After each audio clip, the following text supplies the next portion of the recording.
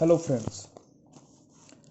Today's topic of discussion is newspaper article, the Hindu newspaper article of Sunday, June 7, 2020.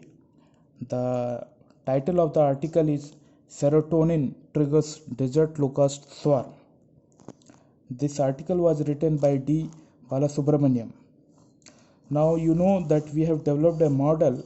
Through that model, you can solve any editorial or any kind of article also. So here I have already prepared my diagram and I will explain you so that you can understand better and we can save time also. Now you know sorry you know that in our model there are three main component. These are three circles A, B, C.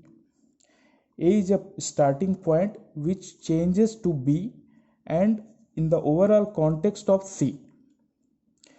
पूरे article में अभी हमें सबसे पहले ये करना है कि हमें आइडेंटिफाई करना है कि A क्या है और B क्या है.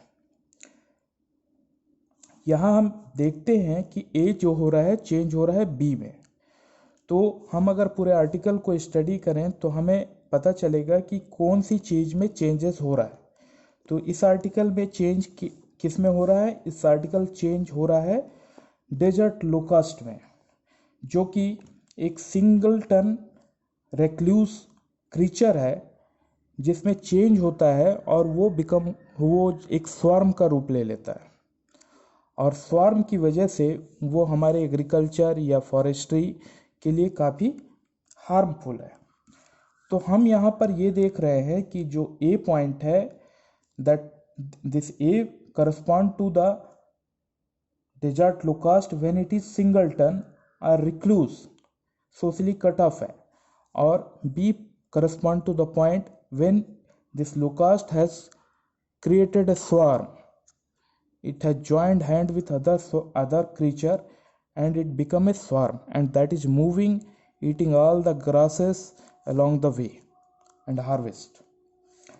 तो अभी देखने वाली बात यह है कि यहाँ A से B के बीच में ट्रांजिशन हो रहा है, चेंज हो रहा है, और हमने ये भी समझ लिया कि A क्या है और B क्या है. अब हम यहाँ पर ये देखते हैं कि कौन कौन से फैक्टर रिस्पॉन्सिबल हैं इसके चेंजेस आने में.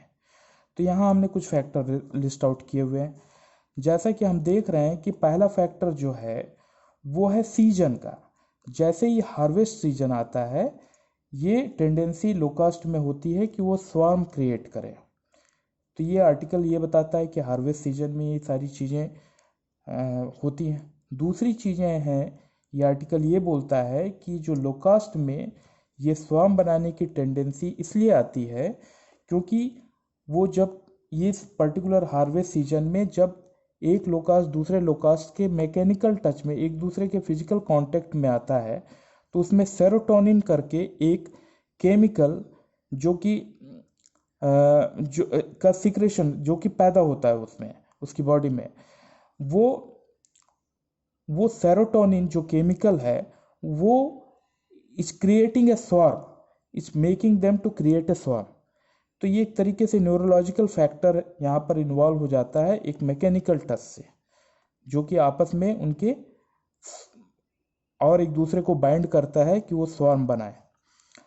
तीसरी चीज है कि ये जो सेरोटोनिन जो हमारा एक केमिकल एजेंट जो स्वार्म बनाने के लिए रिस्पॉन्सिबल है, ये अगर हम इसको इनहिबिट करने वाला अगर कोई केमिकल हम डालें तो हम ये जो लोकास्ट है इसके स्वार्म बनने की टेंडेंसी को एट केमिकल लेवल हम इसको इनहिबिट कर सकते हैं. ये एक आर्टिकल इसको डिस्कस कर रहा है. इसका कुछ अपना बैकग्राउंड भी है जो कि हमने सी पॉइंट पे कवर किया है. तो ये आर्टिकल कहता है कि ये रिसेंटली प्रॉब्लम नहीं है, ये हिस्टोरिकल प्रॉब्लम है, ये बहुत समय से चली आ रही है. ब्रिटिश इंडिया में भी ये प्रॉब्लम थी और 1990 1 second, I think I have written wrong. 1900 में ब्रिटिश इंडिया ने लो कास्ट वार्निंग सेंटर बनाए थे, जो कि अभी एट प्रेजेंट कराची, जो उस समय कराची में था और जोधपुर में था। और ये जो लो कास्ट की प्रॉब्लम है, ये केवल इंडिया पाकिस्तान में ही सीमित नहीं है, जबकि ये इंटरनेशनली ये इसके इम्प्लीकेशन है। जैसे ये अफ्रीका में भी है, वेस्ट एशिया में भी है, ईरान में भी है, सम पार्ट ऑफ ऑस्ट्रेलिया में भी है। चूँकि इसका इंटरनेशनल इम्प्लीकेशन होने से यूएनओ और उसके ऑर्गेनाइजेशन जैसे कि फूड एंड एग्रीकल्चर ऑर्गेनाइजेशन के लेवल पर भी इसको टैकल करने के लिए प्रयास किए जा रहे हैं। थर्ड चीज़ ये है कि इसमें इसको हैंडल किस अप्रोच से किया जा रहा है। इसको हैंडल करने का अप्रोच ये है कि इसको डिटेक्ट और किल किया जाए। डिटेक्ट करने के लिए कई तरीके के मेथड अप्लाई किए जा रहे हैं और किल करने के लिए इंसेक्टिसाइड का यूज किया जा रहा है।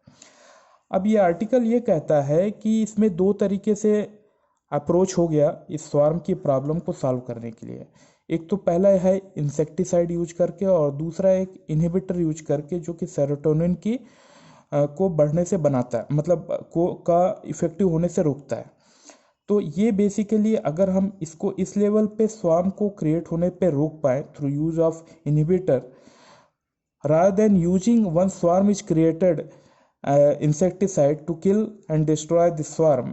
तो इस एंगल पे अगर हम सोचते हैं कि हम इसको क्रिएट ही ना होने दें, और उसकी क्रिएशन को ही हैम्पर कर दें, रादर देन कि एक बार क्रिएट होने के बाद हम उसको इंसेक्टिसाइड से किल करें, तो ये ज़्यादा इफेक्टिव हो सकता है। तो ये इस तरीके से एक ओपन क्वेश्चन इस आर्टिकल ने छोड़ा है, जो कि फर्दर रिसर्च और स्टडी का विषय हो सकता है। तो ये एक बैकग्राउंड है। इस बैकग्राउंड को सिंपल भाषा में जो मेरे मॉडल के थ्रू आप समझ सकते हैं। इस मॉडल में बेसिकली दो चीज़ें इंपॉर्टेंट रहती हैं जो कि आपको टेक्स्ट में डिस्कवर करनी रहती हैं। पहला पॉइंट ए और दूसरा पॉइंट बी। और ए पॉइंट बी में चेंज होता है, उस चेंज में किस तरीके के एजेंट इन्वॉल्व हैं, किस तरीके के फैक्टर इन्वॉल्व हैं, और उसका हिस्टोरिक, उसका पूरे चीज़ों का कॉन्टेक्स्ट क्या है। मैं आशा करता हूँ कि ये जो आर्टिकल है, इसके कुछ फैक्चुअल चीज़ें हैं जो आप इसको पढ़ के खुद उसको समझ सकते हैं।